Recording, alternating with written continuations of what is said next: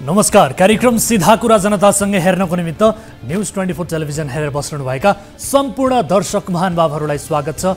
म वीरेन्द्र जैरू। सांसद, मन्त्री, कर्मचारी आदिका लागि तलब, भत्ता, भ्रमण सुविधा उपभोग गर्न पैसा नपुग्ने भएपछि सरकारले यसपटकदेखि आलु र प्याजमा समेत भ्याट लगाएको छ। अब जनता भ्याट मिसिएको आलु प्याज खानेछन्। सांसद, मन्त्री, नेताहरूले भ्याटबाट तलब, भत्ता खानेछन्। दर्शकहरूलाई लाग्न सक्छ आलु प्याजमा कर लगाउनुको कारण स्वदेशी उत्पादनको संरक्षणका लागि होला, तलब भत्ता नै खुवाउन नपुग्ने भएर यस्तो गरिएको होइन होला। म तथ्य नै प्रस्तुत गर्दैछु, ध्यान दिएर सुन्नुहोला। संसदमा पेश भएको बजेटले भन्छ आउँदो वर्ष नेता कर्मचारीको पालन पोषणका लागि 11 खर्ब 41 अर्ब खर्च हुनेछ अनि नयाँ वर्षमा सरकारले राजस्व उठाउनेछ 12 खर्ब 48 अर्ब। यो आँकडाले खर्चभन्दा आय बढी देखियो, खर्च धानिने भयो भन्ने दर्शकहरूलाई लाग्यो होला, तर राजस्वको एउटा कल्पना मात्रै हो यो। यति राजस्व उठ्ने ग्यारेन्टी होइन। चालु आर्थिक वर्षमा जनार्दन शर्माले 10 खर्ब 43 अर्ब राजस्व उठाउँछु भनेका थिए, तर उठ्दैछ 10 खर्ब 40 अर्ब मात्रै। अर्थात् यो देशमा पुरा वर्ष जनताले जति कर बुझाउँछन् त्यो पैसाले यो देशको भारी भद्दा सङ्घीय व्यवस्थाको खर्च पनि उठ्दैन। महिनाभरको कमाई दाल भातमै सकिएपछि अरू काम चाहिँ कसरी गर्ने हो? हाम्रो देशको अहिलेको अवस्था ठ्याक्कै यही नै हो। तर पनि देशका प्रधानमन्त्री गर्वका साथ भन्नुहुन्छ, डुबिसकेको अर्थतन्त्रलाई सम्हालेर मैले यो ठाउँसम्म ल्याइपुर्याएको छु। प्रधानमन्त्रीको यस्तो अभिव्यक्ति भुइँमा खस्न पाएको हुँदैन। देशभरका उनका समर्थकहरू प्रधानमन्त्रीको नाममा जय जयकार गर्न थाल्छन्। यस्ता नेता, यस्ता कार्यकर्ता भएको देशमा सायद हुने भनेको यस्तै अनिष्ट नै हो। डुबिसकेको अर्थतन्त्रलाई देशका प्रधानमन्त्रीले कसरी यो ठाउँसम्म ल्याउनु भएको छ त्यो कुरामा भन्नुपर्ने अरू केही पनि छ, त्यो पनि ध्यान दिएर सुन्नुहोला। सरकारको बजेट छ 17.5 खर्ब। यसमा 3 खर्ब 30 अर्ब त विभिन्न मितिमा लिइएको ऋणको सावा ब्याजमै खर्च हुँदैछ। स्वदेशी विदेशीसँग लिइएको ऋण तिर्नु पर्दा सरकारले विकास बजेट नै कटाउन थालेको छ। यसपटक पनि विकास बजेट काटियो। हाम्रो देशमा पनि कुनै दिन विकास होला भन्ने ठान्छौँ, तर तथ्य कुरा के हो भने हाम्रो देशको पुरै कमाई यो सङ्घीय व्यवस्था पाल्नमै खर्च हुन्छ। विकासका लागि हामीसँग फुट्टी कौडी पनि पैसा छैन।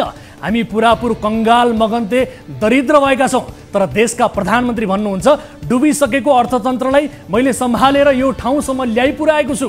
अर्थतन्त्रको हालत यो हदमा पुगिसक्दा पनि हाम्रो देशका प्रधानमन्त्री, अर्थमन्त्री, उद्योग मन्त्री, गभर्नर, सरकारी तलब भत्ता खाने विज्ञ बनाउँदाहरूलाई एक रत्ती भर पनि लाज चाहिँ लाग्दैन। उल्टो सार्वजनिक मञ्चमा उभिएर अरूलाई अर्थशास्त्रका पाठ पढाउँछन्। दुर्भाग्य त यो छ कि फेरि पनि यिनै निकम्माहरूको कुरा हामीले सुन्नु परेको छ। जनताले पञ्चहरू निकम्मा भए भनेर बहुदल ल्याएको, एकात्मक राज्य प्रणालीले काम गरेन भनेर सङ्घीयता ल्याएको, राज संस्थाले खर्च मात्रै बढायो, बेला न कुबेला सत्ता हातमा लिएर राजाले अप्ठ्यारो पारे भनेर गणतन्त्र ल्याएको। 46 सालभन्दा अघि नेपालमा 30% पैसाले नेता कर्मचारी पालिन्थ्यो, 70% पैसा विकासमा खर्च गरिन्थ्यो। अहिले 83% पैसा नेता कर्मचारी पाल्न खर्च हुन्छ, 17% पैसा विकासमा छुट्याइन्छ, त्यो पनि खर्च चाहिँ हुँदैन। पहिलेका पञ्च, पहिलेका राजा, पहिलेका मण्डले भन्दा पनि काम नलाग्ने अहिलेका यी शासकहरू हुन्छन् भने यिनलाई चाहिँ हामीले पाल्नुपर्ने किन त? 4 खुट्टे पशुहरूलाई पाल्दा पनि तिनले बदलामा केही दिन्छन्। कुनैले दुध दिन्छन्, कुनैले मासु छाला दिन्छन्। तर नेपालका शासक बनाउँदा यिनीहरूले देश डुबाउने, देश दुखाउने, जनता रुवाउने, विदेशी हँसाउने बाहेक केही पनि गर्न सक्दैनन् र गर्दैनन्। गाई भैँसी जतिको उपयोगिता पनि यिनीहरूबाट हुँदैन भने जनताले आलु र प्याज किन्दा पनि कर तिरेको चाहिँ आखिर के का लागि हो त भनेर यति बेला प्रश्न उब्जिन थालिसक्यो। देशसँग विकास गर्ने पैसा छैन भने त्यो देशले खर्च घटाउनुपर्छ। बढी कमाई गर्न बढी काम गर्नुपर्छ। बढी काम गर्छु भन्नेहरूका लागि 24 घण्टा पनि कम हुन्छ। राति 10 बजेपछि काम गर्नेहरूको कार्यक्षेत्रमा प्रहरी साइरन बजाउँदै आउँछ र डन्डा लगाएर काम गर्न रोक्छ। हामी भन्छौँ सरकार खर्च कम गर, तर सरकार खर्च कम गर्न छाडेर सास फेर्दा पनि कर लगाउन खोज्छ। हामी भन्छौँ चुस्त र छरितो सरकार बनाऊ, तर एउटा कुवा जत्रो देशमा 7वटा प्रदेश, 884 सांसद, 150 मन्त्री पालिन्छ। समस्यासँग समाधान जोडिएर बसेको छ, तर यो देश विघटन गराउने गोप्य कसम खाएर कोही बसेको छ कि जस्तो पनि लाग्छ। राम्रो कुरा पनि देशका शासकहरूले सुन्दैनन्। दर्शकबिन, एउटा सार्वभौम स्वतन्त्र देशलाई कुनै देशको प्रान्त बनाउने दीर्घकालीन योजनामा पहिलो सहयोग मोहन शमशेरले 1950 मा गरे भन्नेहरू पनि छन्। त्यसपछिका सूर्य प्रसाद उपाध्याय, सूर्य थापा, गिरिजा प्रसाद हुँदै अहिलेका शासकहरूले गरेका विवादास्पद हरकतले कुनै अनिष्टकै सङ्केत गरिरहेको छ। हरेक 30 वर्षमा नेपालमा नागरिकता नपाएका नागरिक लाखौंमा उत्पत्ति भइरहन्छन् अनि नेपालीलाई अनागरिक बनाउने भन्दै छौडाहरू जाग्छन्।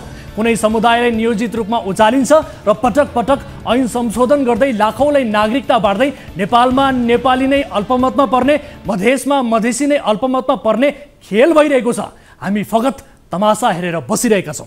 आउनुहोस् सुरु गरौँ जनताको चासो, गुनासो र प्रश्न सहितको विशेष कार्यक्रम सीधा कुरा जनतासँग।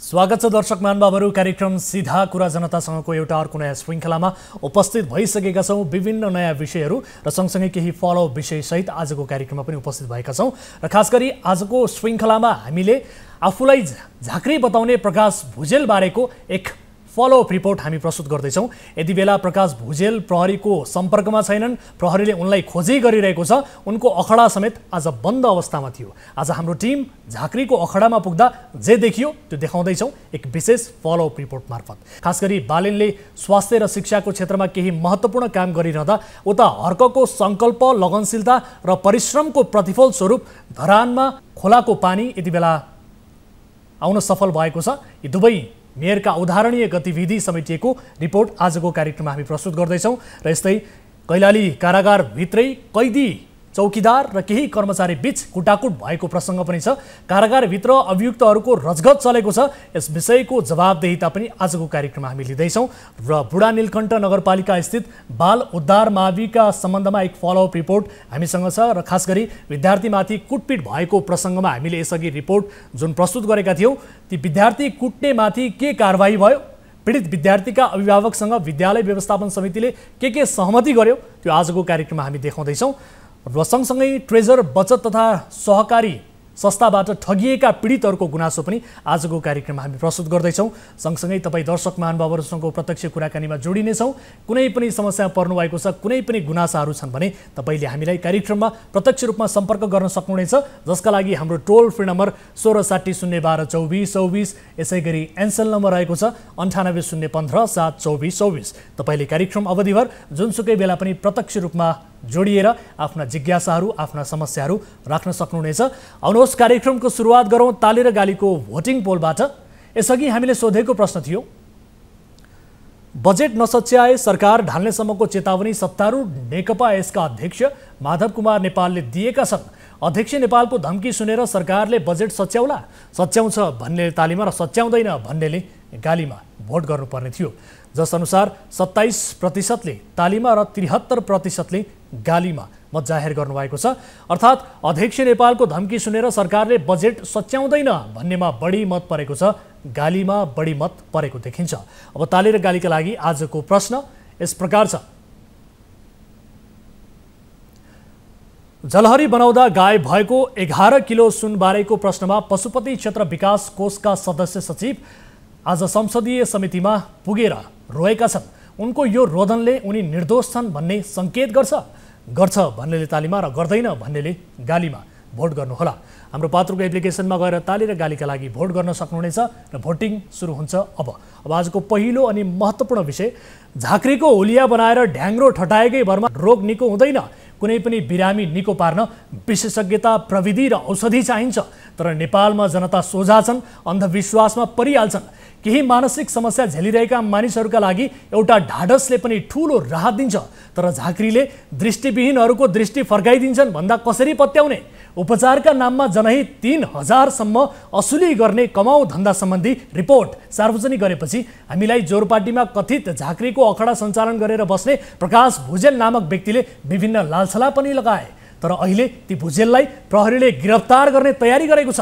प्रहरीले खोज्दैछ भन्ने थाहा पाएपछि प्रकाश आफ्नो धन्दामा ताला लगाएर भागेका छन्। यदि उनी सच्चा मान्छे थिए, असल कर्म गर्ने व्यक्ति थिए वा उनी वास्तवमै समाजसेवी थिए भने प्रहरी आउने खबर सुनेकै भरमा भाग्नु किन पर्थ्यो? प्रकाश भागेपछिको पूजाको सामग्री बेच्ने पसल परिसर वरिपरि आज जे देखियो त्यो देखाउँदैछौँ। यो विशेष फलोअप रिपोर्ट हेर्नुहोला।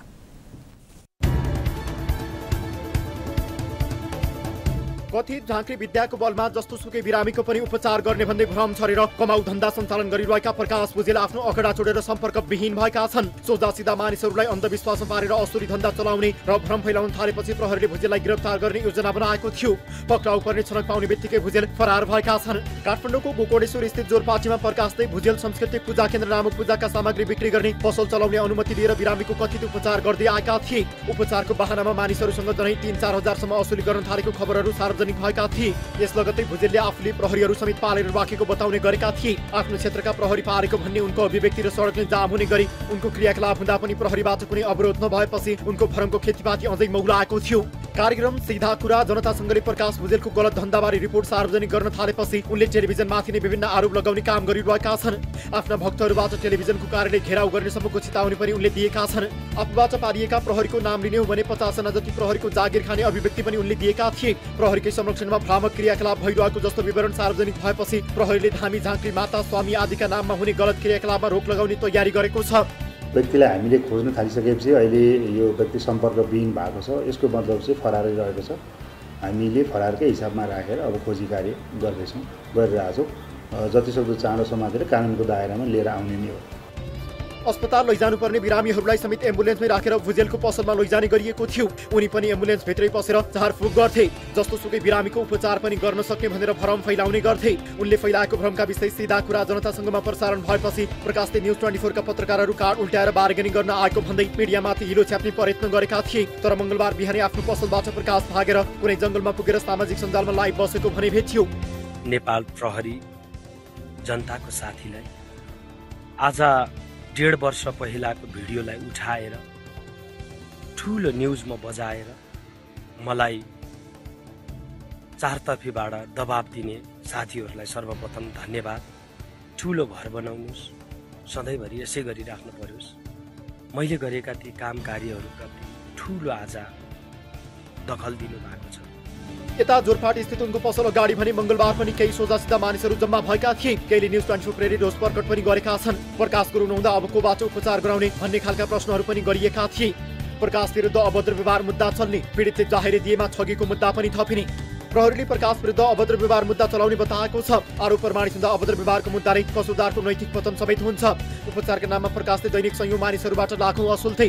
त्यसरी असुलिएको रकमको केही हिस्सा विरोधीहरूको मुख बन्द गर्न र समाजसेवाको ढोङ गर्न खर्च गर्थे भन्ने गरिन्छ। उपचारको नाममा उनले असुलेको रकम ठगी मुद्दामा आकर्षित हुन सक्छ। विभिन्न च्यानलहरूबाट चाहिँ विभिन्न तरिकाले सोझा सिधा जनताहरूलाई चाहिँ ठगियो भन्ने खालका कुराहरू पनि आएको छ। अब यसमा कोही नागरिक अथवा कोही व्यक्तिहरू चाहिँ हामी ठग्यौँ भन्दै हामी कहाँमा उजुरी जाहेरी लिएर आउनु भयो भने यो सम्बन्धमा पनि अनुसन्धान अगाडि हामीले बढाउने नै हो, बढ्छ नै। त्यसमा पनि अब त्यो हामीलाई पनि आक्षेप लगाएका कुराहरूमा पनि हाम्रो अनुसन्धान चाहिँ बढ्छ। यो दुईटैतिरबाट चाहिँ अनुसन्धान अगाडि जान्छ। पछिल्लो 2-3 वर्षमा झाँक्री प्रकाश भुजेलले प्रचारमा आएर धन्दा चलाउन अनेक हदकण्डा अपनाएका छन्। बालबालिकाले पनि नपत्याउने कुरा गर्नेदेखि केही युट्युब मिडियालाई हातमा लिएर आफ्नो प्रचार गराउँदै आएका थिए। यसअघि गोकर्णेश्वरमा उनले आश्रम चलाउँथे। उनले प्रति व्यक्ति 2500 देखि 3000 को दरले पैसा उठाएको डायरी नै प्राप्त भएको छ। यो डायरी हेर्नुहोस्। अहिले भने भुजेलले टिकटकलाई भ्रम फैलाउने माध्यम बनाएका छन्। उनले टिकटकमा जस्तोसुकै बिरामी पनि निको पार्ने भ्रम छर्छन्। भगवानले अटोमेटिक मलाई शक्ति दिन थाल्यो। जब मैले कसैलाई छोइदिन थालेँ, कसैलाई सराप्यो भने सराप पनि लाग्न थाल्यो। म अचम्म एउटा गट्की पाउन थालेपछि मैले केही गर्नुहुन्न। अब मैले मान्छेको लागि केही गर्नुपर्छ, मानवताको लागि मैले बोलिदिएर छोइदिएर केही हुन्छ भने म अगाडि बढ्न पर्छ। प्रकाश कुनै पनि प्रकारको उपचार पद्धतिका जानकार होइनन्। उनले केहीलाई औषधि भनेर धुलो पदार्थ पनि दिने गर्थे। उनलाई नजिकबाट चिन्नेहरूले त्यो धुलोमा निन्द्रा लाग्ने औषधि र गाँजाको मात्रा हुने गरेको उल्लेख गरेका छन्। उनले दिने गरेको धुलोमा के मिसाइएको हुन्छ विषयमा सरोकार राख्नुपर्ने सरकारी निकायले चासो दिएको छैन। दर्शकहरू, उपचार गर्न पाउनुपर्छ, तर उपचार गर्न जानेको र सरकारी निकायबाट अनुमति प्राप्त व्यक्तिले मात्रै। अनि समाजसेवा पनि गर्न पाउनुपर्छ, तर आफूले कमाएको धन सम्पत्ति खर्चेर मात्रै। अरूलाई ढाँटेर ठगेर जोडेको रकमले समाजसेवा गर्न पाइँदैन। यस्तो समाजसेवा हुँदैन। कथित झाँक्री प्रकाश भुजेलले दृष्टिविहीनहरूलाई समेत दृष्टि दिने गरेको प्रचार गरिएको छ। उनको विश्वासमा परेकाहरू यो कुरा पत्याउँछन् पनि। तर हामी असत्य र भ्रमको चिरफार गर्छौँ। सोझा सिधा मानिसहरू झैँ लहलैमा लागेर झुटो रिपोर्ट प्रसारण गर्दैनौँ।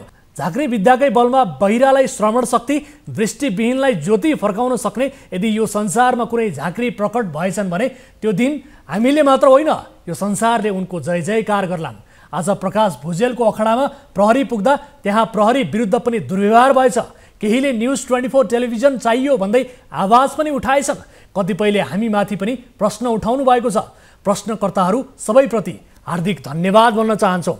तपाईहरू जसरी शुभ समाचार सुन्न लालायत हुनुहुन्छ, हामीहरू पनि शुभ समाचार भन्न पाइन्छ कि भनेर खोजी गरिरहेका हुन्छौँ। तर कसैको कानलाई आनन्द मिल्छ भन्दैमा झाँक्रीले उपचार गर्न सक्छन् र शङ्ख बजाएकै भरमा कान सुनिदिने बनाइदिन सक्छन् भन्न हामी कदापि सक्दैनौँ।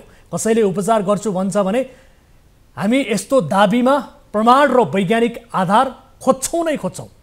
यति बेला यसै विषयमा थप कुराकानी गर्नका लागि हामीले टेलिफोन सम्पर्कमा जोडेका छौँ। गोकर्णेश्वर नगरपालिकाका मेयर दीपक कुमार रिसाल हुनुहुन्छ। मेयर साहब, स्वागत छ यहाँलाई कार्यक्रम सीधा कुरा जनतासँगमा। हजुर, धन्यवाद हजुर, नमस्कार हजुर। हजुर, अब तपाईँहरूको नगरपालिकामा प्रकाश भुजेल नाम गरेका जो आफूलाई झाँक्री बताउने व्यक्ति हुन्, यी व्यक्ति चलाखीपूर्ण रूपमा असुली धन्दा चलाइरहेको भन्ने किसिमको गुनासो प्राप्त भयो। त्यस पछाडि यो विषय हामीले प्रहरीसम्म पनि पुर्यायौँ। प्रहरीमाथि पनि उनले आफूले प्रहरीलाई पालेर राखेको छु भन्ने सम्मका अभिव्यक्तिहरू दिइसकेपछि प्रहरीको पनि गम्भीर रूपमा ध्यान आकर्षण भएको छ। अहिले प्रहरीले खोजिरहेको छ, उनी फरार छन्। यसमा तपाईँहरूले लिएको एक्सन के हो? तपाईँहरूको तर्फबाट हामीले केही पनि एक्सन लिएको सुन्न पाएनौँ मेयर साहब। होइन, तपाईँले देख्दा त्यस्तो भयो। हामीले नै बढी उहाँहरूलाई पहिला कुरो हामीले जुन एउटा दर्ता गरेको थियो त्यो अनुसारको तपाईँले काम गर्नु भएन, उद्देश्य तपाईँले जुन व्यवसाय गर्नुभएको थियो त्यो भएन भनेर सबभन्दा पहिला हामीसँग प्रमाणित चिठी छ, उहाँलाई दियौँ। त्यहाँपछि उहाँले होइन हामी यो यही अनुसार काम गरिरहेको छ भन्नु दोस्रो फेरि चिठी पठायौँ हामीले। तर तपाईँहरू पनि ठुलो त्यहाँ दबाब देखियो, त्यो एकदम सही सकारात्मक थियो। हामीलाई पनि त्यो सजिलो पनि भयो। फेरि हामीले उहाँहरूलाई अर्को चिठी पठायौँ र उसले चाहिँ हामी यो तपाईँले अनुसारको उद्देश्य अनुसारको नभएपछि ओसी पेपरमा हाम्रो साइनै छ, वडा अध्यक्ष सहित वडा सदस्य गएर त्यो मैले नै फोन गरेर हाम्रो वडा अध्यक्षलाई नगरपालिकामै बसेर हामीसँग त्यो ओसी पेपर पनि मेरो नगरपालिकामा छ, उहाँले साइनै गर्नुभएको छ। अब हामी यो काम गर्दैनौँ भनेर लेखेको साइन पनि चाहिन्छ। त्यहाँपछि अहिले चाहिँ उहाँ चाहिँ भन्दै अहिले चाहिँ फरारै हुनुभएको छ। त्यो कारण चाहिँ धेरै जसो तपाईँहरूकै मिडियाले यो सिधा कुराले पनि धेरै त्यहाँ प्रभाव परे मैले देखाएको छु। तर हामीले गर्नुपर्ने ठाउँमा चाहिँ अब मलाई चाहिँ के भन्ने हो भने धेरै जसो तपाईँले व्यवस्थापन गरिदिनु पर्यो। त्यो झाँक्री त्यहाँ बसिया छ भन्नु, मैले व्यवस्थापन गर्दिनँ भन्ने मैले मेरो नगरपरि गएर त्यो ट्राफिक मिलाउने काम यहाँ त्यहाँ गर्दैन। किन भन्दा त्यहाँ त सही काम त भइरहेको छ नि, कुनै हस्पिटल भइरहे कुनै सही काम भइरहे मैले त्यहाँनिर व्यवस्थापन गर्थेँ। तर हामीले चाहिँ उसको व्यवसाय अनुसार भएन भनेर हामीले चाहिँ त्यस्तो काम गरेर भर्यो यो हटाउनेतिरै हामी लाग्यो। मेयर साहबहरूले जस्तो अब तपाईँले प्रत्यक्ष रूपमै भेटेर प्रकाश भुजेललाई यसबारेमा चाहिँ भन्नुभएको थियो कि अथवा के थियो? कहिले भेट्नु भएको थियो उहाँले? होइन, मेरो वडा अध्यक्षज्यू केशव गुरुङजी हुनुहुन्छ वडा नम्बर 7, उहाँले मैले फोन गरेर मलाई भेट्न चाहनु भएन। उहाँले चाहिँ हाम्रो गुरु ध्यानमा हुनुहुन्छ, त्यस कारण अहिले भेट्न सकिन्न भने। त्यहाँदेखि भेट्न सकिन्न भनेपछि ल ठिकै छ, हाम्रो वडा अध्यक्षलाई भेट्नुहोस् त भनेपछि उहाँ वडा अध्यक्ष लिएर वडा सदस्यज्यू गएर मजाले भेट्ने भएको छ। पत्र सही छ, प्रमाणै छ हामीसँग। उहाँसँग भेटेर उहाँले ओसी पेपरमै लेख्नु भएको छ। अनि हामीले चाहिँ अनि मेरो कि तपाईँ उपस्थिति वडामा हुनु पर्यो, वडामा हुनु भएन भने नगरपालिकामा हुनु पर्यो भनेर लेखिसकेपछि अहिले आएर चाहिँ उहाँ चाहिँ फरार हुनुहुन्छ भनेर मलाई वडा अध्यक्षज्यूले दिउँसम्म चाहिँ भन्नुभएको छ। अब आज हाम्रो टिम त्यहाँ उनको आश्रममा पनि पुगेको अवस्था थियो।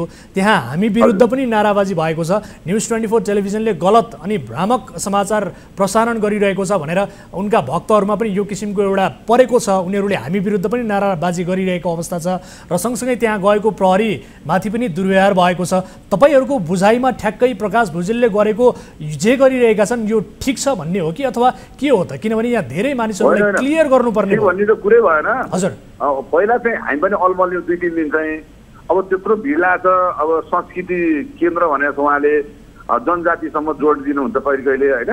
अब यो झाँक्रीहरू चाहिँ गाउँमा अब गाउँघरतिर धेरै यो झाँक्रीहरू रहेको अहिले चाहिँ गाउँतिरको धेरै व्यक्ति चाहिँ अब यो एरियामा आउनु भएको छ। त्यो गाउँमा नगएपछि त्यो झाँक्री पनि यतै आछन्। उहाँको मात्रै होइन, त्यो झाँक्री चाहिँ यो एरियामा महानगरमा यो धेरै नगरपालिका भन्नु कायेश्वरी चोटेको ठाउँमा धेरै ठाउँमा मैले देख्छु त्यो झाँक्रीहरू चाहिँ। तर उहाँका चाहिँ बढी धेरै मान्छे पुग्ने त्यो एम्बुलेन्सै लिएर पुगे भनेर चाहिँ हामीको चाहिँ आयो थियो।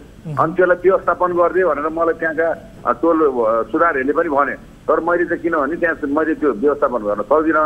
त्यो कार्य चाहिँ के भइरहेको छ त्यहाँ र हामी कुनै हालतमा त्यो झाइलीसँग विश्वास गर्ने नगरपालिका हुँदैन होइन म विश्वास गर्दिनँ त्यस कारण हामीले चाहिँ त्यसलाई चाहिँ बन्द गर्नु भनेर हामीले चिठी पनि पठाएको थियौँ अब मेयर साहब हामीले यो समाचार प्रस्तुत गरेसँगै झाँक्रीका विरुद्धमा रिपोर्ट प्रस्तुत गरेसँगै त्यहाँ उनका समर्थकहरूले हामीलाई नै गलत देखिरहेको अवस्था छ मैले अघि पनि भने यहाँहरूलाई होइन जस्तो अब तपाईँहरू विरुद्ध पनि त्यस्तो किसिमको आक्रोश पोख्ने केही भएको छ कि अथवा केही छ नगरपालिकालाई पनि थ्रेट दिने त्यहाँका जनप्रतिनिधिहरूलाई माथि पनि आक्रोश पोख्ने त्यस्ता गतिविधिहरू भएका छन् हजुरले ठिक भन्नु त्यो तपाईँहरूलाई थ्रेट दियो यो विरुद्ध भन्ने त केही लाग्दैन मलाई भन्यो होला 2-4 जनाले तर धेरै मान्छेको गुनासो चाहिँ यो चाहिँ ठगी हो यो चाहिँ काम छैन हामीले उहाँहरूको एउटा चाल हो भन्ने चाहिँ मलाई आइरहेको थियो त्यो त अब भनिहाल्ला नि 1-2 जनाले भनेर हामीलाई टेन्सन भएन मिडियालाई भने तपाईँहरूलाई भने सिधा कुरालाई भने त्यो टेन्सन दिँदैन हामीलाई पनि नगरपालिकालाई पनि हामीले लिएर आएको छ व्यवसाय हामीलाई चलाउन दिनुपर्छ हाम्रो यो संस्कृति हो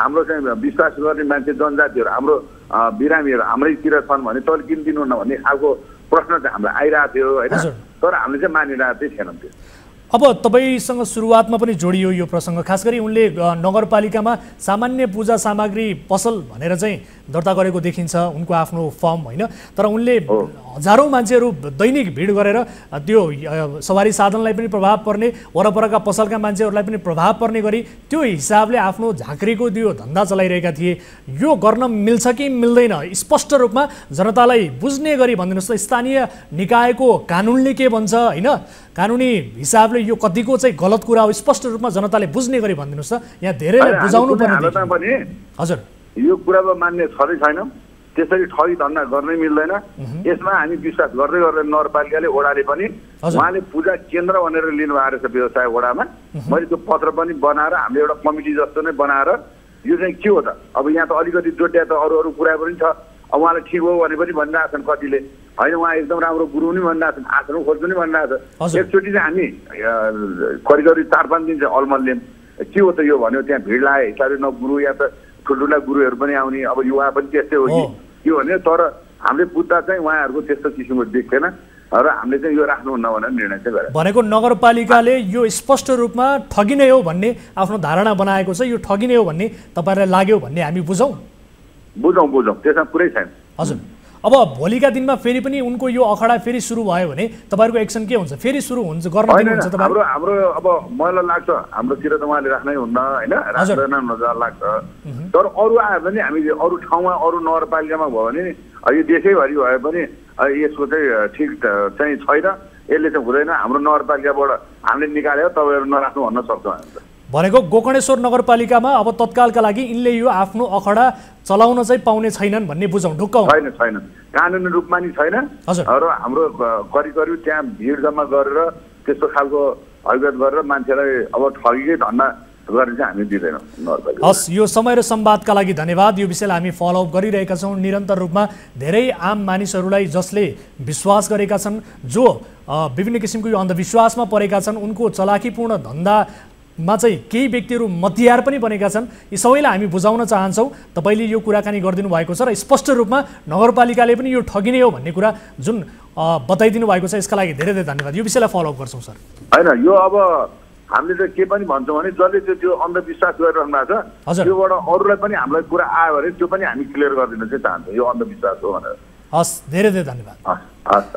दर्शक महानुभावहरू नगरपालिकासँग पनि हामीले कुराकानी गऱ्यौँ। यति बेला आफूलाई झाँक्री बताउने प्रकाश भुजेल भने सम्पर्कविहीन छन्। प्रहरीले उनलाई जति बेला पनि गिरफ्तार गर्न सक्छ र उनको खोजी यति बेला प्रहरीले तीव्र पारिरहेको भनेर हामीले जानकारी दिएको छ। यद्यपि त्यहाँ उनको अखडामा उपस्थित भएका समर्थकहरू हामी विरुद्ध नै नाराबाजी गरिरहेका छन् र त्यहाँ गएका प्रहरीमाथि पनि उनीहरूले दुर्व्यवहार गरेका छन्। आज दृश्य यस्तै देखिएको अवस्था छ।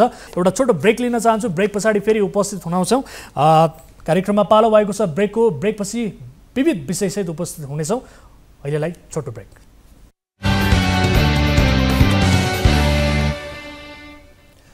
ब्रेकपछि स्वागत छ दर्शकहरू। कार्यक्रम सीधा कुरा जनतासँगमा अब अर्को विषय।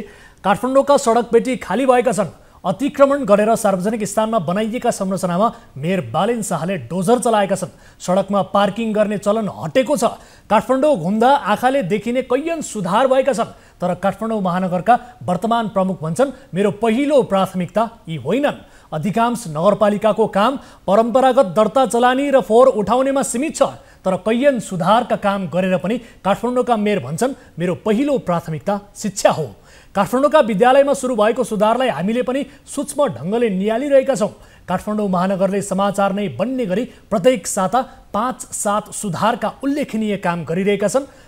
उता अथाह अधिकार र स्रोत साधन कब्जा गरेर बसेको सङ्घीय सरकार ट्रेलरमै रोकिएको छ। सुधार शून्य बराबर छ। कसैलाई मन परोस् वा मन नपरोस्, केही सुधार र मोडेलका रूपमा काठमाडौँ र धरानका मेयरले काम गरिरहेका छन्। धरानमा कोकोहा खोलाको पानी धरानमा खसाल्न अर्को साम्पाङ 3 दिनदेखि फिल्डमै खटिए। 40 किलोमिटर दूरी तय गरेर अन्ततः कोकोहा खोलाको पानी धरान आएको छ। मध्यरातमा पानी धरान आइपुग्दा अर्को साम्पाङ घरमा सुतिरहेका थिएनन्, फिल्डमा खुसीले रोइरहेका थिए। काठमाडौँ र धरानमा भएका केही खास कामलाई समेटेर हामीले एक विशेष रिपोर्ट तयार गरेका छौँ। यो रिपोर्ट हेर्नुहोस्। धरानदेखि 40 किलोमिटर परको कोकाहा भन्ने खोलाको पानी धरान नझारेसम्म धरान फर्किन्न भनेर हर्क साम्पाङले आफ्नो सहर छाडेका थिए। उनी 3 दिनसम्म धरानमा देखा पनि परेनन्। अरू धेरै मानिसहरू सुतिरहँदा हर्क साम्पाङ दिनरात केही नभनी कोकाहाको पानी धरान ल्याउन 3 दिनदेखि फिल्डमै व्यस्त थिए। 3 दिनपछि मंगलबारको बिहानी रात 12 बजे कोकाहा खोलाको पानी 40 किलोमिटर पार गरेर पकुवा खोलाको वास आउट पोइन्टमा खस्यो। पानी खसेपछि मेयर साम्पाङ खुसीले भावुक बने।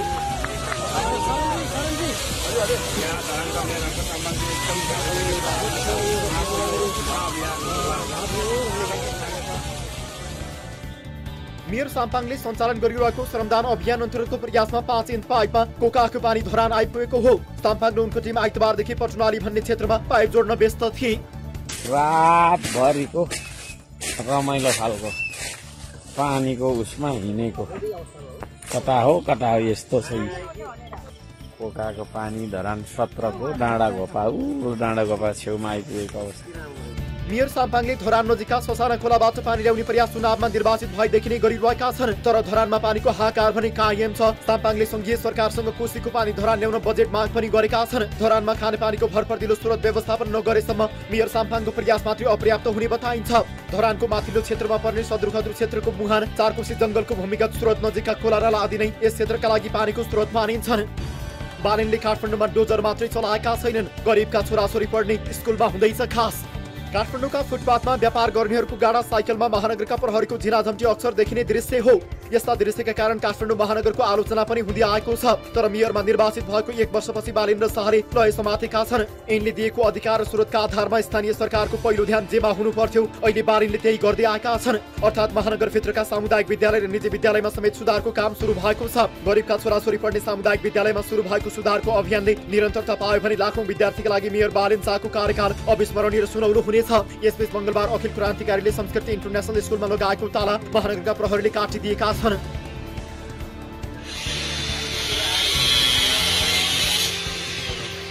विद्यालयमा राजनीति गर्नेहरूमाथि महानगर युवा त्यो कुनै बहानामा विचलित नभई प्रतिकारमा उत्रिन थालेको छ। महानगरले 10% छात्रवृत्तिको विवरण बुझाउन निजी स्कुलहरूलाई जेठ 28 सम्मको अल्टिमेटम दिएको थियो। सो अल्टिमेटम 2 दिन अघि नै सकिसकेको छ। यता अस्पतालहरूमा पनि काठमाडौँ महानगरले निगरानी बढाउन थालेको छ। सोमबार बौद्धमा बिना स्वीकृति सञ्चालनमा रहेको चाइनिज पिपुल्स अस्पताल र कोटेश्वरमा रहेको सहयात्री अस्पतालमा महानगरले ताला लगाइदिएको छ। चाइनिज पिपुल्समा नक्कली स्वास्थ्य कर्मी राखेर एक चिनिया र नेपाली सञ्चालकहरूले अस्पताल सञ्चालन गर्दै आएका थिए। महानगरको टोली अस्पताल पुग्दा सञ्चालकहरू भने भेटिएनन्। अस्पताल पनि बिना मापदण्ड सञ्चालनमा रहेको पाइएको थियो। यी दुवै अस्पतालमा महानगरका प्रहरीले ताला लगाएर बन्द गरिदिएका छन्। दुवै अस्पताल 15-15 शय्याका हुन्। चाइनिज अस्पतालमा अक्युपन्चर र पाइल्सको उपचारका लागि बिरामीहरू पुग्ने गरेका थिए। सहयात्रीले भने अवैध रूपमा गर्भधारण गराउँदै आएको थियो। दर्शक महानुभावहरू, धरानमा हर्क साम्पाङले कोकाहा खोलाको पानी ल्याएसँगै उनको यति बेला चर्चा अझ बढी चुलिएको अवस्था छ र सँगसँगै यता काठमाडौँका मेयर बालेन शाहले शिक्षामा अझ बढी खास कामहरू गरिरहेको यो विषय समेटेर हामीले रिपोर्ट प्रस्तुत गर्यौं। अब अर्को विषयतर्फ यहाँहरूको ध्यानाकर्षण गराइहाल्छु। केही समय अघि कार्यक्रम सीधा कुरा जनतासँगमा कैलाली कारागारभित्रै चरेसको कारोबार हुने गरेको प्रमाणसहित हामीले रिपोर्ट प्रस्तुत गरेका थियौं। रिपोर्ट प्रसारणपछि कारागारमा कार्यरत प्रहरी टोली, चौकीदार र जेलर समेतको सरुवा भयो। त्यसपछि जेलरको भूमिकामा आए लालबहादुर बोगटी। उनलाई समेत कैदीहरूलाई बाहिर निकाल्ने र सो बापत पैसा असुली गर्ने गरेको आरोप लाग्यो। यस विषयको समेत खुलासा भएपछि फेरि कैलाली कारागारको नेतृत्व फेरियो। जेलरको रूपमा पदमराज तिमिल्सिना आए। चरेस काण्डपछि 5 महिनाको अवधिमा मात्रै 3 जेलर फेरिसके, तर कारागारमा हुने अनैतिक क्रियाकलापमा भने कुनै परिवर्तन आएको छैन। यही कारागारको फेरि अर्को मामिला सतहमा आएको छ। घटना हो गत जेठ 22 गते रातिको। कारागारभित्रै कैदी, चौकीदार र केही कर्मचारी बीच कुटाकुट नै भयो। हामीलाई जानकारी प्राप्त भएअनुसार लम्कीका भूपेन्द्र बडुवालको हत्या प्रकरणमा कैद भुक्तान गरिरहेका किलर ग्याङ सहितका कैदीहरू र चौकीदारहरू बीच कुटाकुट भएको हो। कारागारभित्रै त्यसमाथि प्रहरी प्रशासनको घेराभित्र कुटाकुट हुनुले सुरक्षाकर्मी र त्यहाँका जेलरको लापरवाही फेरि उदाङ्गिएको छ। यस घटनाको वास्तविकता के हो त? यस विषयमा थप कुराकानी गर्छौं। यति बेला हाम्रो टेलिफोन सम्पर्कमा जोडिनु भएको छ कैलाली कारागारका जेलर पदमराज तिमिल्सिना। पदम सर, स्वागत छ यहाँलाई कार्यक्रम सीधा कुरा जनतासँगमा। नमस्कार हजुर। हजुर, अब सबैभन्दा पहिले त यो गत जेठ 22 गते राति कारागारभित्रै कैदी, चौकीदार र केही कर्मचारी बीच कुटाकुट भएको भन्ने विषय आएको छ। यो विषयको तथ्य के हो? कतिजना घाइते भएका छन् यसबारे बताइदिनुहोस् त। धन्यवाद। सबैभन्दा राम्रो प्रश्न सोध्नुभयो। पहिले हजुरको प्रश्नमा थोरै कुरा जोड्न चाहे। हजुर, जुन घटना भयो त्यो घटना चाहिँ कैदी बन्दीहरू बीच मात्र भएको हो। अहिले हाम्रो कारागारको आन्तरिक प्रशासनमा रहने चौकीदार पद रिक्त छ। साथै त्यहाँभित्र चाहिँ कुनै पनि कर्मचारीहरू प्रवेश गर्न सक्दैनन् रातिको समयमा। हजुर, मैले यसरी प्रश्न भने अब त्यो घटना 22 गते राति 11 बजेतिर कैदी बन्दीहरू उनीहरूलाई सबै गिन्ती भएर उहाँहरूलाई बाहिरबाट ताल्चा लगाइसके पश्चात राति 11 बजेको समयमा केही कैदीहरू बीच भनाभन हुँदाखेरि झडप भएको अवस्था रहेछ। मैले पनि त्यो कुरा बिहान 7:40 थाहा पाएँ। 7:40मा थाहा पाउने बित्तिकै म कारागार पुगेँ। कारागार पुगेर मैले दुवै पक्ष, पीडित भनिएका पक्ष र पीडक भनिएका पक्ष दुवै पक्षलाई मैले आफ्नो कार्यकक्षमा बोलाएर के भएको भनेर सोधे पश्चात पीडित पक्षको केही मुड्कीले हानेको जस्तो, गाला सुन्निएको जस्तो, आँखा टिरहरूमा केही मुड्कीले हानेको जस्तो देखिने अवस्था थियो। उहाँलाई तत्कालै पहिलो प्रायोरिटी मैले स्वास्थ्यलाई दिएँ। तत्कालै उहाँहरूलाई नजिकै रहेको सेती प्रादेशिक अस्पतालमा पठाएँ। त्यस पश्चात जुन पीडक भनिएका पक्षहरू, जुन हजुरले भर्खरै भन्नुभयो भूपेन्द्र बडुवाल हत्याकाण्डसँग जोडिएका, तिनीहरू नै नाम आएको हुनाले उहाँहरूलाई पनि बोलाएर के कसो भएको भनेर सोधेँ। उहाँहरूले आन्तरिक रूपमा कुरा गर्दै जाँदाखेरि विवाद बढ्दै गएको र हानाहानको स्थिति पुगेको भन्नेसम्मको मलाई रिपोर्टिङ भए पश्चात मैले त्यसलाई तत्कालै रूपमा अगाडि बढाएको छु कारबाहीका प्रक्रियाहरू। अब हामीलाई जानकारी प्राप्त भएअनुसार भूपेन्द्र बडुवाल हत्याकाण्डका जो अभियुक्तहरू छन् यस घटनामा मुछिएका, उनीहरूको त कारागारभित्र रजगज चलेको छ भन्ने जानकारी छ। त्यति हुँदा पनि तपाईँहरू केही हेरेर बसिरहनु भएको छ। खास गरी त्यहाँ कारागारभित्रै खैरो हेरोइनसम्मको कारोबार हुने गरेको विषय पनि छ। यसअघि हामीले कारागारभित्रै चरेस काण्डको विषय पनि रिपोर्ट प्रस्तुत गरेका थियौँ भने त यो व्यतिथिको हद त नाग्यो नि सर। यो व्यतिथि त कम भएको देखिएन। खास गरी तपाईँ त तेस्रो हुनुहुन्छ होला। यो 5 महिनाको अवधिमा तीनजना जेलर फेरिसक्नुभयो, तपाईँ तेस्रो हुनुहुन्छ। यो हुँदा पनि यो व्यतिथि त कम भएन नि सर, किन यस्तो? अब यहाँको प्रश्नमा धन्यवाद प्रश्नको लागि। यहाँको प्रश्नमा दुईटा विषय जोडिएका छन्। पहिलो कुरा बडुवाल हत्याकाण्डसँग जोडिएका कैदी होइन, उहाँहरू खासमा थुनुवा हुन्। हाम्रो कारागारमा के छ भने 150 जना क्षमतामा लगभग हामीले 650 एडजस्ट गर्नुपर्ने अवस्था छ। त्यस्तो भएको कारणले गर्दा रजगज होइन, उहाँहरूलाई चाहिँ भित्र ब्लकमा चाहिँ थुनिएको अवस्था छ। त्यसलाई रजगज भन्दा पनि अलिक कैदी बन्दीको सङ्ख्या चाहिँ धेरै भएको अवस्था हो। दोस्रो प्रश्न यहाँहरूको खैरो हिरण सम्बन्धी छ। म आउनुभन्दा धेरै पहिलाको विषय पहिले यो न्युजबाट पनि थाहा पाएको हुँ। त्यहाँ पुगेर पनि केही साथीहरूले ती कुराहरू मलाई राख्नुहुन्थ्यो, भेट्न आउने आगन्तुकहरूले। तर म जाने बित्तिकै त्यस्ता घटनाहरू मैले पनि प्रहरीबाट अथवा त्यहाँको आन्तरिक प्रशासनबाट अथवा मेरो शाखाको कर्मचारीहरूबाट बुझ्दा त्यस्तो खालको प्रवेश भएको चाहिँ मैले पाएको छैन। पाउने बित्तिकै त्यसलाई एक्सनमा म गइहाल्छु। एक्सन मतलब कारबाहीका प्रक्रियामा त्यो बढी नै हाल्छ। हजुर, अब कारागारभित्र कुटपिटको घटनामा जो संलग्न छन्, यी संलग्न मध्ये केहीलाई मात्रै सरुवा भएको छ। खास गरी कैदी जो खगेन्द्र बममाथि कुटपिट भएको थियो, बमलाई सरुवा गरिएको छ, तर उनीमाथि हातपात गर्नेलाई भने सरुवा गरेको छैन भन्ने जानकारी प्राप्त भएको छ। तपाईँले योजनाबद्ध रूपमा सरुवा गरेको भन्ने किसिमको आरोप पनि तपाईँमाथि छ, के भन्नुहुन्छ? होइन, यो सरुवाको विषयमा म थप प्रश्न पार्ने अवसर भए म हजुरलाई धेरै धन्यवाद दिन चाहन्छु। खगेन्द्र बम सहित अर्को एकजना सुभाष कुमार साईज्यूले उहाँहरू जुन पीडित हुनुहुन्छ उहाँहरू आफैले मलाई सरुवाको लागि निवेदन दिनुभएको हो। त्यस कारणले गर्दा उहाँहरूलाई जबरजस्ती सरुवा गरिएको भन्ने विषय होइन। दोस्रो पक्ष एक पक्षलाई सरुवा गरियो अर्को पक्षलाई सरुवा गरेन भन्ने विषयमा थप के प्रश्न गर्न चाहन्छु भन्दाखेरि सरुवा दुवै पक्ष भन्दा पनि दुवै पक्ष त छँदैछन्, त्यससँगै केही थपको पनि सरुवा भएको। कतिजनालाई सरुवा गर्नु भएको छ तथ्याङ्क सहित भन्नुहोस्।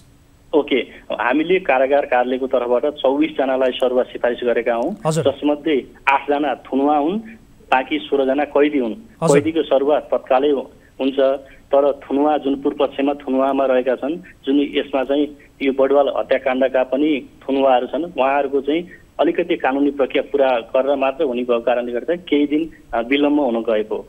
अनि अब यो खैरो हेरोइनसम्मको भिडियो फुटेज पनि बाहिरिएको अवस्था छ, यो के हो त? खास गरी चरेस काण्डको त हामीले यसअघि देखाएका थियौँ, अहिले तत्काल लेटेस्ट खैरो हेरोइनको कारोबार हुने गरेको भनेर भिडियो नै सार्वजनिक भएको छ, सञ्चार माध्यममा हेर्नु भएको छ तपाईँले?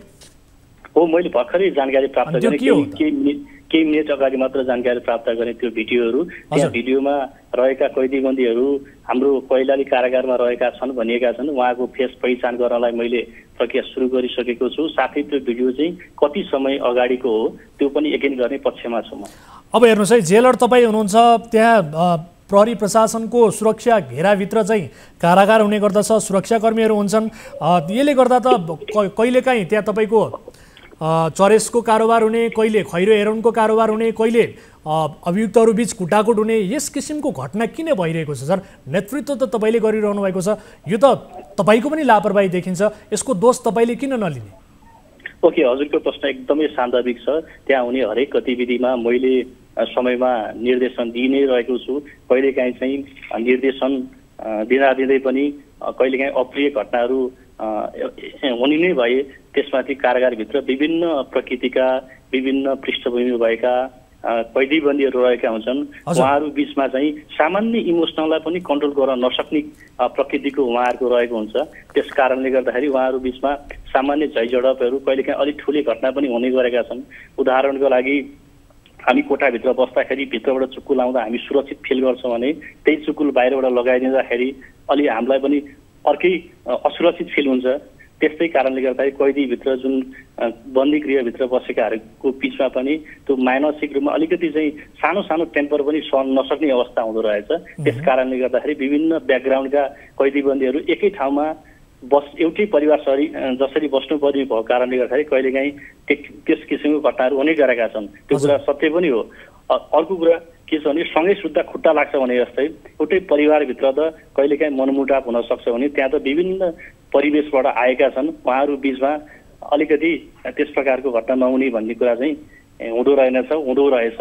तर कैलाली कारागारको सन्दर्भमा अति नै भयो सर, पटक पटक भयो, यो रोकिएन। यो विषयमा हामीले रिपोर्टिङ पनि गरेका छौँ। खैर ठिक छ, देशैभरका कारागारमा हाम्रो निगरानी छ र अझ बढी कैलालीको यस्ता विषयहरू एकपछि अर्को आइरहँदा कैलाली कारागारमा अझ बढी निगरानी हाम्रो रहेको छ। यस विषयलाई फलोअप गर्छौँ। समय र संवादका लागि धन्यवाद सर। धन्यवाद, मेरो पनि कुरा राख्ने मौका दिनुभयो। यहाँहरू र यहाँहरूको टिमलाई धेरै धेरै धन्यवाद दिन चाहन्छु। हस्, धन्यवाद। दर्शक महानुभावहरू, यो विषयलाई हामी फलोअप पक्कै पनि गर्छौँ। बेला बखत कैलाली कारागारका यस्ता किसिमका व्यथितिका भिडियो फुटेजहरू पनि सार्वजनिक हुने गरेका छन्। यसपटक त अभियुक्तहरू बीच कुटाकुट नै भएको स्थिति छ। यो विषयलाई हामीले प्रस्तुत गर्यौँ। अब अर्को विषयतर्फ यहाँको ध्यान आकर्षण गराइहाल्छु। विद्यार्थी कुट्ने काठमाडौँ कपनको बाल उद्धार माविका 3 शिक्षकले माफी मागेका छन्।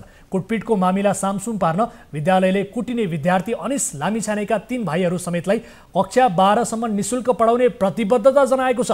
निर्घात कुटपिटमा परेका विद्यार्थीको घरै पुगेर विद्यालयका शिक्षकहरू उदयराज कार्की, रोशन श्रेष्ठ र सौरभ गौतमले माफी मागे।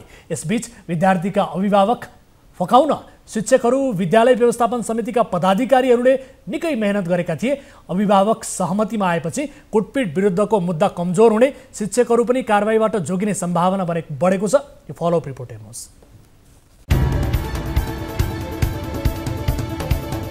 विद्यार्थी कुचेर घाइते बनाउने काठमाडौँको बुढानीलकण्ठ नगरपालिका 10 कपन स्थित बालुदार माविका शिक्षकहरूले विद्यार्थीका अभिभावकसँग माफी मागेका छन्। एक साता अघि शिक्षकहरू उदयराज कार्की, रोशन श्रेष्ठ र सौरभ गौतम मिलेर कक्षा 10 का अनिस लामिछानेले निर्घात कुटपिट गरेका थिए। शिक्षकको कुटपिटबाट अनिसको शरीरमा घाउ चोट लागेको थियो। पाइपले कुट्दा बसेका निर्धाम अनिसको शरीरमा अझै छन्। विद्यार्थी कुटेर आलोचित बनेका तीनै शिक्षकले विद्यार्थीको घरमा गएर आइन्दा आफूबाट यस्तो गल्ती नहुने भन्दै अभिभावकसँग माफी मागेका हुन्। मंगलबार न्यूज 24 टेलिभिजनको कार्यालयमा आएका अनिसका परिवारले शिक्षक मात्र होइन विद्यालय व्यवस्थापन समितिका अध्यक्ष ध्रुव प्रसाद घिमिरे र प्रधानाध्यापक विनोद पण्डितले समेत क्षमा याचना गरेको बताएका छन्। न्याय पाएँ जस्तो लागेको छ। हजुरहरू जानुभयो होइन, अनि अब सबै लागिमिली गरेर हजुरहरू जान्नु भएको भएदेखि यस्तोसम्म हुन्थेन होला होइन। हामीले त न्याय नपाउने जस्तो स्थिति लागिसकेको थियो मलाई। सबै अध्यक्ष सर होइन, प्रिन्सिपल सर अरू आएर अनि मसँग माफी माग्नुभयो। अनि अब मैले पनि अब सोचेँ अब आफ्नो छोरा जस्तो मेरो जेठा छोरा सँगसँगै रहेछ ऊ सर पनि झनै होइन। अब आफ्नो अब मैले उनै गरेर पनि नहुने र भएन। मेरो नानीहरूको पनि पढाइ बिग्रिन्छ, उसको पनि करियर बिग्रिन्छ होइन। उसको आमाको पनि अब मुटुको अपरेसन गरेको रहेछ। रुयो, माफी माग्यो। अबदेखि आइन्दा यस्तो हुँदैन। मबाट अरू पहिलाभन्दा धेरै माया गरेर म पढाउने छु। यस्तो अब आइन्दा मलाई अब एकचोटिलाई माफी दिनु भनेर भन्नुभयो होइन। अनि अध्यक्ष सरहरूले पनि त्यसै भन्नुभयो र त्यहाँको प्रिन्सिपलहरूले पनि सबै त्यसै भन्नुभयो, माफी पनि दिनुभयो। अनि तिनैजना सरहरू आएर चाहिँ उहाँहरूले भेटघाट गरेर उसलाई भनेर हामीसँग सबैसँग माफी मागेर हाम्रो अध्यक्षज्यूले पनि सम्पूर्ण टिमले चाहिँ हामीबाट एउटा कमजोरी भएकै हो भनेर चाहिँ उहाँहरूले रियलाइज गर्नुभयो। अनि त्यस कुरालाई चाहिँ हामीले अब आत्मसात गरेर चाहिँ मैले हिजो यो एग्रिमेन्ट सहमति गऱ्यौँ हाम्रो स्कुल प्रशासनबाट। शिक्षक उदयराज कार्कीले त अनिसलाई कक्षा कोठामा थुनेर लात्ती, मुड्की र पाइपले कुटेका थिए। कार्यक्रमको 1014औं श्रृङ्खलामा विद्यार्थी कुटपिटको यो मामिला सार्वजनिक भएको थियो। लट्ठीले हान्नुभयो, लट्ठी भाँच्यो के, भाँचिसकेपछि लडाएर अनि लात्तीले लडाएर हान्नुभयो र अनि स्कुटरमा टाउको ठोकेको थियो। केमा ठोकेको टाउको? स्कुटरमा।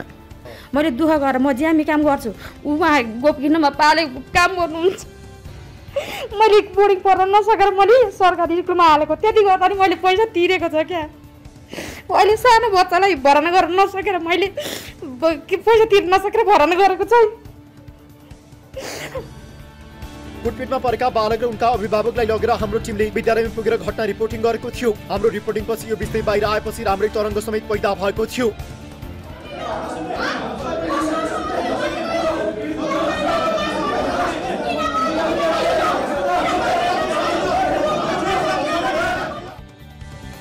विद्यालयले उपचार खर्च बिहोर्ने, केदारका तीनै सन्तानलाई कक्षा 12 सम्म निःशुल्क पढाउने सहमति।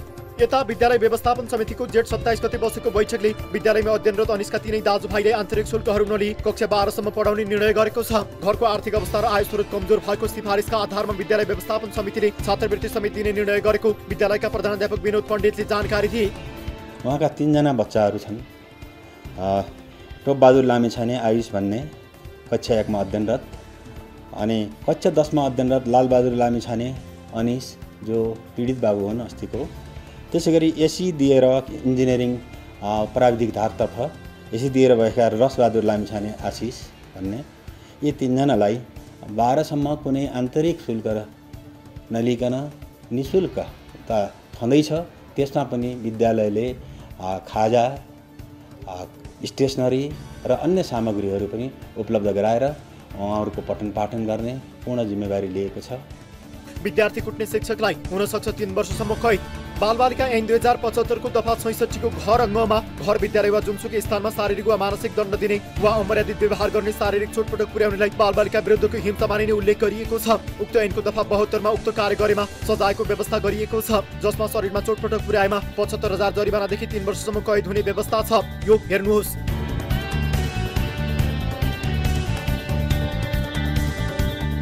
शिक्षकको कुचाइ खाने अनिसको पनि शरीरभरि निलदाम छन्। उनीमाथि उदयराज सहितका शिक्षकले निर्घात कुटपिट गरेका छन्। हालसम्म आरोपित शिक्षकलाई बालबालिका ऐन अनुसार कारबाही नभए पनि विद्यालय व्यवस्थापनले भने निलम्बन नै गरेको छ। दर्शकहरू, कुनै पनि विषय उठान भइसके पछाडि त्यस विषयको फलोअप पनि हामी प्रस्तुत गर्दै आएका छौँ। त्यसैको निरन्तरता स्वरूप यो विषयलाई पनि हामी फलोअप गरेका छौँ र फलोअप रिपोर्ट प्रस्तुत गऱ्यौँ। अब अर्को विषयतर्फ यति बेला यहाँहरूको ध्यान आकर्षण गराइहाल्छु। खाजा खाने पैसा समेत कटाएर दिनको 150 गर्दै सहकारीमा बचत गरेको रकम डुबेका धेरै घटना छन्। छोरो बिरामी हुँदा समेत यसरी जम्मा गरिएको रकम फिर्ता नभएको एक घटना हाम्रो कार्यालयसम्म आइपुगेको छ। सहकारी सञ्चालकहरूले धेरैको बिल्लीबाट बनाएका छन्, कतिपयलाई मर्नु न बाँच्नुको अवस्थामा पुर्याएका छन्। अर्को शब्दमा भन्ने हो भने काठमाडौँ जस्ता सहरमा सहकारी एक ठगी अभियान जस्तो बनेको छ। तर यो देशमा सरकार भएको अनुभूति हुन सकेको छैन। मानिसहरू दिनहुँ ठगीमा परिरहेका छन्। सरकार रमिते बनेको छ। हेरौँ यो रिपोर्ट। काठमाडौँको गुह्येश्वरी बस्ती आएकी सिन्धुलीकी 23 वर्षीय शुभकुमारी माझीका पति ज्यामी काम गर्छन्। पतिको कमाईबाट उनले दैनिक 200 का दरले काठमाडौँको चाबैल स्थित गणेशस्थानमा रहेको ट्रेजर बचत तथा ऋण सहकारी संस्थामा बचत गर्दै आएकी थिइन्। खाजा खाने पैसाबाट समेत जोगाएर सन्तानको नाममा जम्मा गरेको बचत रकम 21,500 पुगिसकेको थियो। तर बचतकर्ताको पैसा खाएर सहकारी सञ्चालक नै फरार भएको सुनेपछि उनी आफ्नो सन्तान नै काखमा च्यापेर शनिबार न्युज 24 टेलिभिजनको कार्यालयमा आएर गुनासो पोखिन्। तिनका बच्चा सानो दुईटालाई घरमा छोड्यो। यति सानो बच्चा बोकेर दैनिक कति पैसा जम्मा गरेको? कति 100-200 जति दिनको 200 जति हालेर हजुर खाजा खाने पैसा मैले दिनकै हाल्थेँ। कसको नाममा त्यो खाता? मेरो बाबुको नाममा। हजुर बाबुको र यसको नाममा। त्यस्तै सिन्धुलीकी निर्मला माझीका छोरा मुटु सम्बन्धी रोगबाट ग्रसित छन्। छोराको अपरेसन गर्नुपर्ने बेला पनि उनले सहकारीमा जम्मा गरेको बचत पाउन सकिनन्। छोरा बिरामी पर्दा बखतको फोटो र अस्पतालको रिपोर्टको फाइल बोकेर सहकारीमा पुग्दा पनि सञ्चालकले दिन्छु भन्ने आश्वासन बाहेक केही दिएनन्। फोटो पनि खिचेर लिएर गएको, मोबाइल फाइल पनि लिएर गएको। मेरो बच्चाले यस्तो गाह्रो छ, यति बेला हजुरहरूले पैसा नदिए के काम यो पैसा भनेर भन्दाखेरि उहाँले के बोल्नु भएन। बल्ल बल्ल बल्ल बल्ल 12 बजी पठाइदिन्छु भन्नुभयो। तर पठाउनु भएन। त्यति बेला मलाई धेरै गाह्रो भयो। बच्चा बिरामी भएको बेलामा हजुर। हुन त यस सहकारी संस्थामा बचतकर्ताहरूले आफ्नो लाखौं रकम डुबाएका छन्। त्यस आधारमा शुभकुमारी र निर्मला माझीले जम्मा गरेको रकम त्यति ठुलो बचत होइन भन्ने लाग्न सक्ला। तर छोराछोरीको खाजा खर्च समेत कटाएर जम्मा गरेको बचत सहकारीले छोराछोरीले अस्पतालको बेडमा हुँदा समेत नदिएपछिको पीडा माझीको आँसुमा झल्किरहेको थियो। ट्रेजर बचत तथा ऋण सहकारी संस्थाका मुख्य सञ्चालक जीवन श्रेष्ठ हुन्। सहकारीको सञ्चालक समितिका सचिव रहेका उनी अहिले फरार छन्। त्यस्तै सहकारीको अध्यक्ष रूपा खड्का, उपाध्यक्ष दोजेन्द्र कार्की, संयोजक शिव श्रेष्ठ, सदस्यहरू गणेश बहादुर भुजेल र सावित्री कुमारी लामिछाने लगायत पदाधिकारी पनि सम्पर्कविहीन छन्। यो सहकारी पैसा दिन सकेन। ब्याङ्कमा जति विकास ब्याङ्कमा ऋण छ, अब फोन गरे आज 10 तारिक, आज त अब शनिबार भएर फोन गर्नु भएन। अब भोलि फोन गरे हो। अब आय स्रोत केही छैन, व्यापार व्यवसाय केही पनि छैन। अब यता जान्छौँ, यता मान्छे लगाउँछौँ, यता खोज्छौँ। अब गरिबहरू कति दुःख गरेर पैसा राख्छ, खान्छ। त्यस्तो गरेपछि हुन्छ त? पैसा पाइन्छ भन्ने सोच्नु भएको छ? त्यो त सोच छैन। अब भाग्य सकियो। अब समात्न पनि पुलिस समाते छैन। बाबुहरूले नगर भन्दा पनि जम्मा गरेको, भोलि केही गरौँला भनेर राखेको, गरगर्ना राखेर खोल्दै थियो होइन पैसा। त्यही उकास्ला भनेर न गरियो थियो हामीले होइन। भन्नु त हामीलाई नि त पेट सुकाएर बाबुहरूको मुख मुछाएर राख्न त हामीलाई त्यसलाई खुवाउन त बाध्य भएको होइन नि। अब उता बिमामा पनि तिर्नु पाएन। अब न यता न उता बिजोग भइरहेछ। यस सहकारी संस्थामा कति बचतकर्ताहरू छन् भन्ने एकिन रूपमा खुलिसकेको छैन। तर पनि सञ्चालकहरू करोडौं ठगेर बेपत्ता भएको पीडितहरूको अनुमान छ। हालसम्म बचतकर्ताहरू मध्ये 35 जनाले सञ्चालक विरुद्ध सहकारी विभागमा उजुरी दिएका छन्। शनिबार न्युज 24 को कार्यालयमा आएका 35 जना पीडितहरूले आफूहरूबाट झण्डै 27 लाख ठगी गरेको गुनासो गरेका छन्। उनीहरूले प्रहरी प्रशासनबाट समेत सहयोग नपाएको गुनासो पोखेका छन्। सरकारी निकायबाट पनि के होला जस्तो पनि लागेन। गौशाला प्रहरी चौकीमा नि हामी धेरैचोटि नै गयो त्यहाँनिर। त्यहाँबाट नि हामीलाई कुनै आश्वासनै आएन। जति सक्दो बच्चाको खाजा काटेर जति हुन्छ 2-4 रुपियाँ होस् भनेर केही गर्दा आफूले पसल बढाउँ भन्ने चाहनाले खोलेको थिएँ। त्यति जम्मा गरेको थिएँ मैले। अब अहिले छैन। हामीले गर्नुपर्ने तपाईँहरू खोज्नु, पत्ता लगाउनु, अनि गएर हामी समाउँछौँ भन्ने कुरा भयो। अब हामीले समाउने भयो, प्रशासन हामीलाई चाहिएन होइन। बचतकर्ताहरूको केही के अरे रिस्पोन्स हुँदैन। उहाँहरूको जिम्मेवारी कसले लिन्छ? किन अथोरिटी दिनुभयो त भन्दा त्यो कुरा होइन। यो हाम्रो कतिवटा हुन्छ त्यस्ता केसहरू, त्यो कति भाग्छन्, कति आउँछन्, खान्छन्। तपाईँहरूले बुझेर के अरे डिपोजिट गर्नु पर्थ्यो। त्यस्तो कुरा गर्यो। पैसा त खाएको छ, तर त्यसले पैसा तिर्छ या तिर्दैन त्यो थाहा छैन। तर त्यसलाई चाहिँ कारबाही गर्नै पर्छ। दर्शकहरू, एक उदाहरण मात्रै हो। सहकारी अहिले पछिल्लो समय ठगी अभियानका रूपमा चलिरहेको छ भन्दा फरक नपर्ने स्थिति छ। हुन त सरकारले यसलाई अर्थनीतिको महत्त्वपूर्ण खम्बा मान्छ, तर यो एउटा ठगी धन्दाका रूपमा मौलाइरहेको छ भन्दा कति पनि हिचकिचाउनु पर्ने अवस्था छैन। त्यसैको एक उदाहरण हो यो। र यसरी ठगिएका पीडितहरू सरकारी निकायमा जाँदा उनीहरूले पाउने जवाफ के हुन्छ, उनीहरूले पाउने रेस्पोन्स के हुन्छ, उनीहरू प्रहरी प्रशासनका यहाँ जाँदा उनीहरूले पाउने रेस्पोन्स के हुन्छ, जवाफ के हुन्छ, त्यो सबै पीडितहरूले बताइसकेका छन्। हामीले बताउनु पर्ने केही पनि छैन। उनीहरूको मुखबाट सुनिसक्नु भएको छ कति हन्डर खेप्नुपर्छ।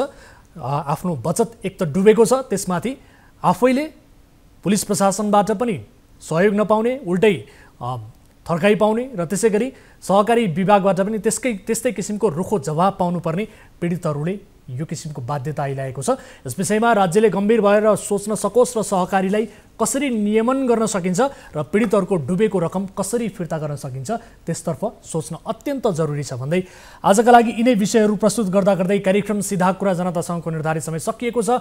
कुनै पनि समस्या पर्नु भएको छ भने हाम्रो टोल फ्री नम्बर 1660122424, यसै गरी एनसेल नम्बर रहेको छ 9801572424 र एनटिसी नम्बर रहेको छ 9745615654 मा 24 घण्टा तपाईले सम्पर्क गर्न सक्नुहुनेछ। आफ्नो गाउँठाउँ वरपर देखिएका विकृति विसङ्गति उप पनि खबरदारी गर्न सक्नुहुनेछ। त्यस्ता विषय पनि जानकारी गराउनुहोस्। कुनै पनि विषयको तथ्यसहित हामी उत्खनन गर्न तयार भएर बसेका छौँ भन्दै कार्यक्रम सिधा कुरा जनतासँगबाट म वीरेन्द्र जैरू बिदा हुन्छु।